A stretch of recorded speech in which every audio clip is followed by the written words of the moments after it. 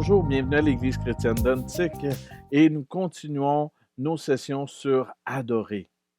Et aujourd'hui, nous allons voir glorifier Dieu en s'appuyant sur ses promesses. J'aime l'histoire d'Abraham. C'est une histoire qui m'est personnelle.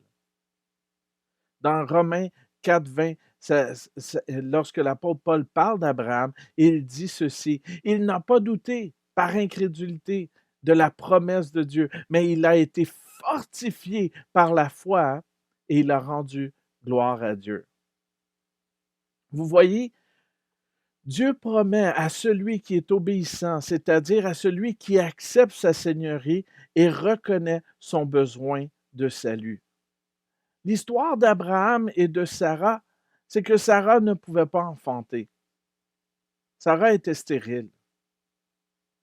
Mais Dieu a promis à Abraham qu'il serait père d'une multitude.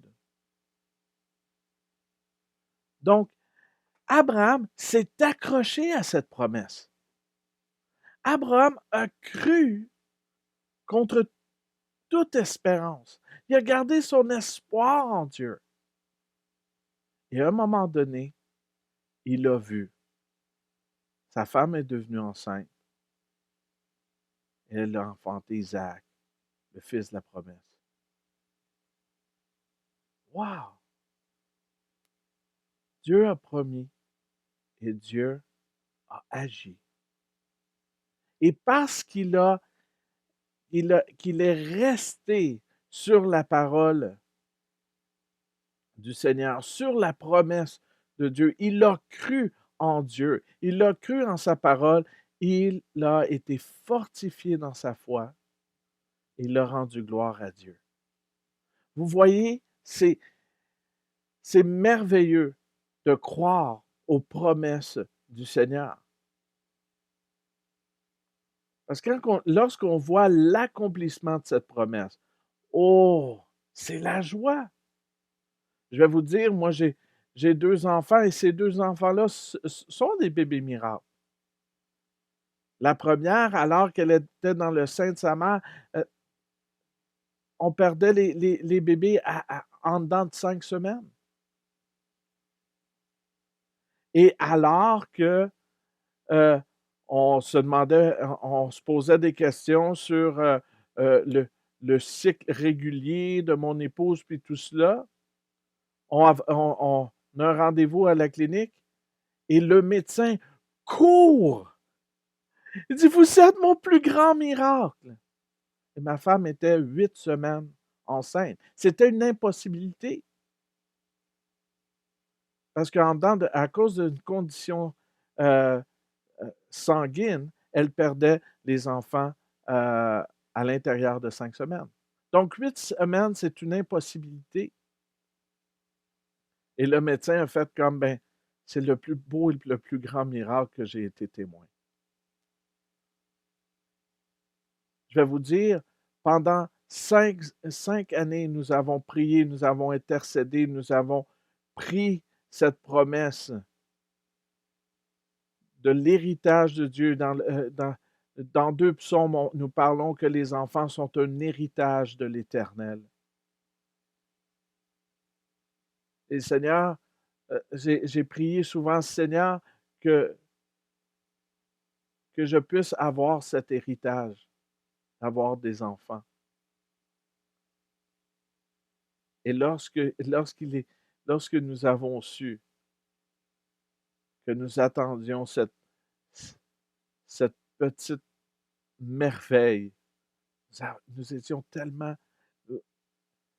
Notre vie ne pouvait faire autrement que de glorifier Dieu. Et nous nous sommes appuyés sur sa promesse, qu'il nous donnerait notre héritage. Nous avons prié, nous avons fait des gestes de foi. Et Dieu a répondu. Mais combien de rêves avons-nous, de rêves qui est là, mais il me semble qu'il n'y a pas de fruits, il n'y a rien qui sort, c'est stérile.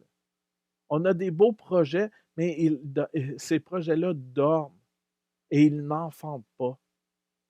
C'est des idées qui n'arrivent jamais, des projets qui n'aboutissent pas. Combien de choses comme ça?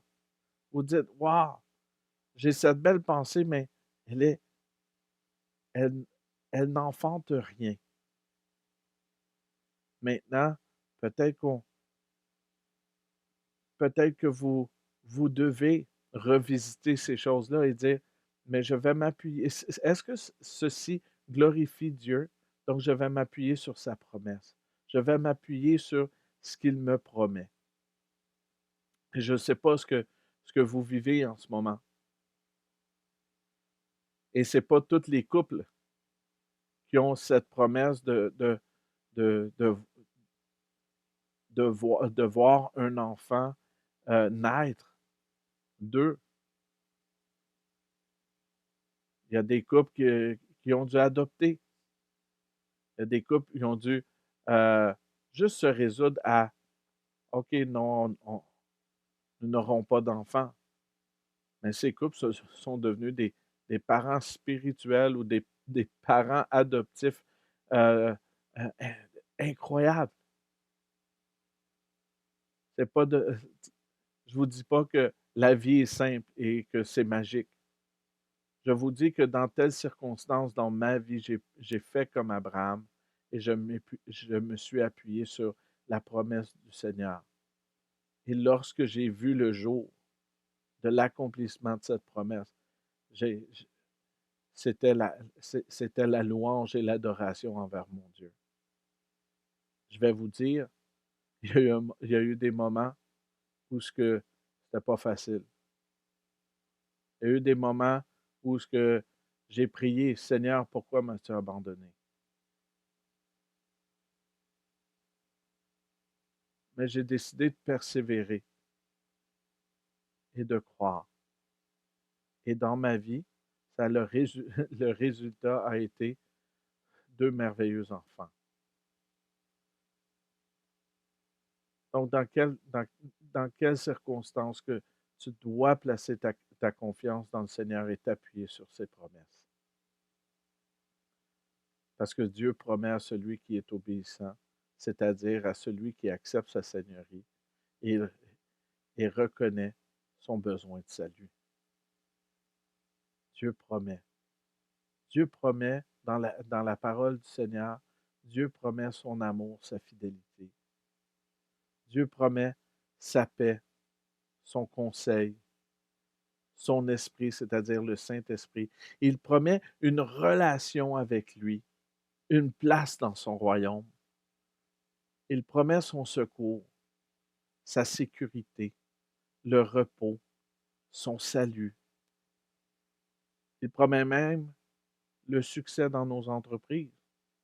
Et le succès vient, c'est pas magique, le succès vient avec beaucoup d'efforts, beaucoup de travail et beaucoup des fois de recommencement.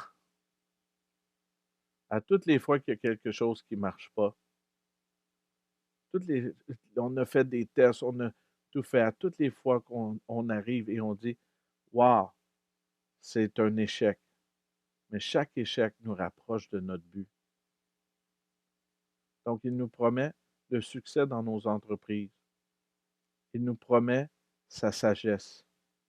Il nous promet la réponse à nos prières. Et je fais un bémol ici. Des fois, la réponse, c'est non. Mais il répond. Des fois, c'est plus tard. Et on dit, ouais, mais c'est quand plus tard? Mais il répond toujours. Et quand c'est un oui, wow, c'est la joie sur la terre. Et quand que c'est l'attente, des fois, on dit, wow, Seigneur, tu réponds pas vite. Mais accrochez-vous sur la promesse qu'il répond aux prières. C'est la bénédiction. Sa bénédiction. Dans Jacques 1,25, ça dit ceci, mais celui qui a plongé les regards dans la loi parfaite, la loi de la liberté, et qui a persévéré, celui qui n'a pas oublié ce qu'il a entendu, mais se met au travail, celui-là sera heureux dans son activité. Donc, lorsqu'on plonge dans la parole de Dieu, lorsqu'on plonge et on persévère dans le travail qui nous amène à faire, waouh, celui-là sera heureux dans son activité. Il promet la délivrance. Et en Jésus, c'est la délivrance de nos addictions, la délivrance de, de nos mauvais penchants, la délivrance de l'esclavage du péché et une vie libre en lui. Il nous promet aussi une alliance éternelle. Quand Jésus est mort sur la croix, son sang est versé. Et lorsqu'on prend cette communion, cette Sainte Seine, et on prend la petite coupe de jus de raisin, là, le sang est le signe de cette nouvelle alliance, de cette proximité, du fait que nous avons une relation avec lui. Il nous promet aussi l'honneur. Il dit dans Jean 12, 26, si quelqu'un me sert, qu'il me suive, et là où je suis, là aussi sera mon serviteur. Si quelqu'un me sert, le Père l'honorera. Le Père va l'élever. Wow.